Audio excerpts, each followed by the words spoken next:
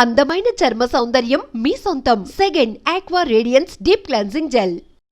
హేమమ్మ విషయంలో నా కోరిక సబబుగా లేదా? మనకు అర్హత లేదురా. అసలు అలాంటి ఆలోచన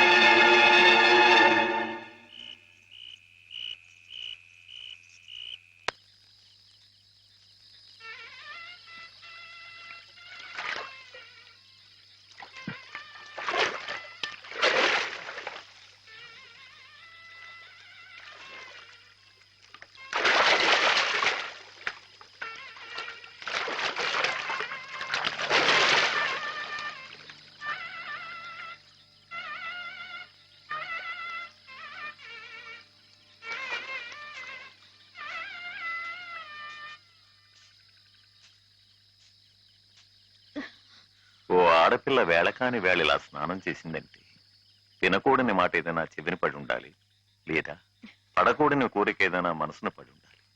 అవునా అమ్మా? రాత్రి శివుడి వేషంలో ఉన్న మాధవ్ పక్కన నేను పార్వతిలా నిలబడాల్సి వచ్చింది బాబా. పార్వతిలా నటిస్తేనే స్నానం చేశావు. రేపు ఆ శివుడి పక్కన పార్వతిలా జీవించాల్సి వస్తే?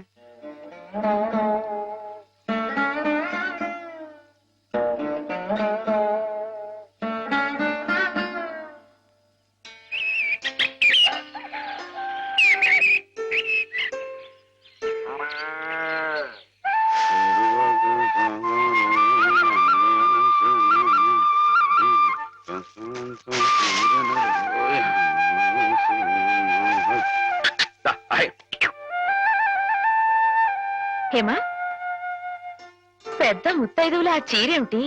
పాల కోసం ఆ బిందె ఏమిటి? ఏమైంది నీకు ఇవాళ? ఏం కాలా, నేను వెళ్ళి నీళ్లు తీసుకొస్తాను, నువ్వు వెళ్ళి పాలు తీసుకురా. రోజు నువ్వు వెళ్ళి పాలు తీసుకొచ్చేదానివి, ఇవాళ కొత్తగా ఏం మార్పు వచ్చింది?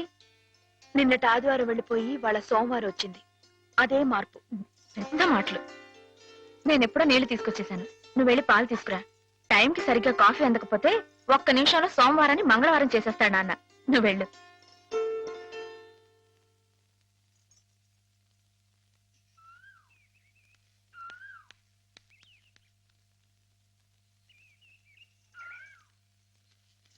రండి రండి. ఏంటమ్మా గారు ఆలస్యం లేచారంటండి? కళ్ళు కలవల్లా ఉన్నాయి. పాలు పాలు రెడీయేగానండి.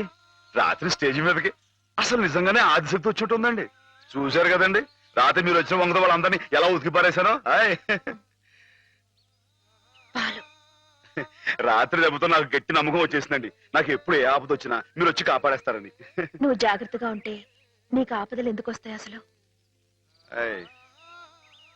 ఎదుటివాడిని చదవగలిగే లౌక్యం నీకు రావాలని రోజు దేవుడికి దండం పెట్టుకుంటున్నాను. నిజమా అమ్మాయి గారు? రోజు నా గురించి మీరు దేవుడికి దండం పెట్టుకుంటారా? పాలు. సరే, చూడు. బాగుంది నాన్న, బాగుందండి. శుభం. మరి అబ్బాయికి అమ్మాయి నచ్చింది కాబట్టి ఆ ఇచ్చిపుచ్చుకోవడాలు కూడా మరి మాట్లాడే- బాబు, అబ్బాయి గారికి అమ్మాయి గారు పాస్ అయిపోయి సరే అండి, మరి అమ్మాయి గారికి అబ్బాయి గారు పాస్ అవ్వట్లేదు ఏంటండి? అయ్య బాబా, వెళ్తాం గారు, మిమ్మల్ని కొంచెం అలా బయటికి రండి. రండి. అమ్మాయి గారు, మీకు పెళ్లి కొడుకు అన్ని విధాలా నచ్చితేనే ఈ పెళ్లి జరుగుతుంది, లేకపోతే జరగదు. చెప్పండి, మీకు అబ్బాయి నచ్చాడా? ఆడపిల్లలు నువ్వు ఇట్ట అడగగానే అట చెప్పేస్తారా?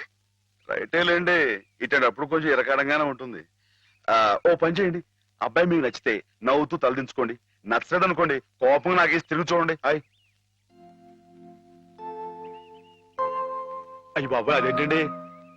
అటు నవ్వు కాదు, ఇటు కోపం కాదు, అటు బాధగా చూసి అర్థం ఏంటండి? నాన్నని, చెల్లెల్ని, మిమ్మల్ని అందరినీ వదిలి వెళ్ళాలంటే బాధగా ఉంది. రైటేనండి, ఆడపిల్ల అంటే అంతే కదండి. పాపం రేపు హేమ గారు కూడా అంతేలే. వదిలేస్తే లింకులు పెట్టేస్తాడు. నీకాయన నచ్చారా లేదా అది చెప్పు.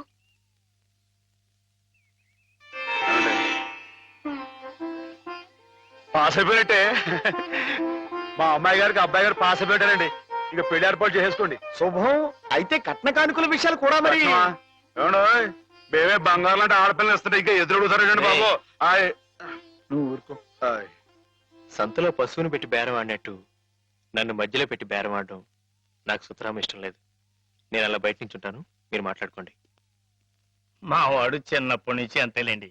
కొన్ని పద్ధతులున్న మనిషి, మధ్యతరగతి వాళ్ళం కదా.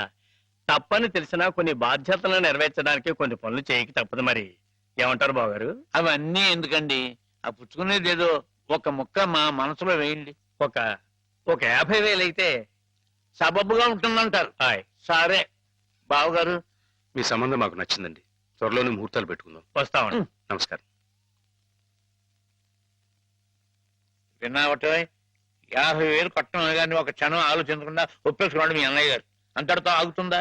లాంఛనాలని అవని ఇవని ఇంకా అమాం బాపతు ఇంకో 10,000 దేగుతుంది. కాస్త డేకితే మాత్రం తప్పే ఉందండి. మంచి సంబంధం అనుకున్న తర్వాత ఒరే డబ్బు గురించిన ఆలోచన ఎందుకు బాబు గారు? ఈ ఇంటిని అమ్మేస్తాను. జోకులేస్తున్నారా బాబు గారు? లేదయ్యా, నిజంగానే అమ్మేస్తాను. తాతల నాటి ఆస్తి ఈ ఇంటిని అమ్మేస్తారా? అవును బాబు గారు, నాకు కుర్రాడు నచ్చాడు, అతని క్రమశిక్షణ నచ్చింది.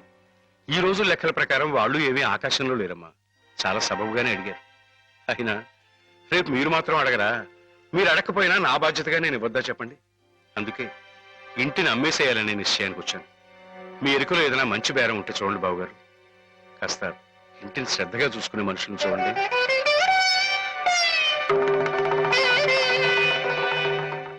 బామ్మగారు.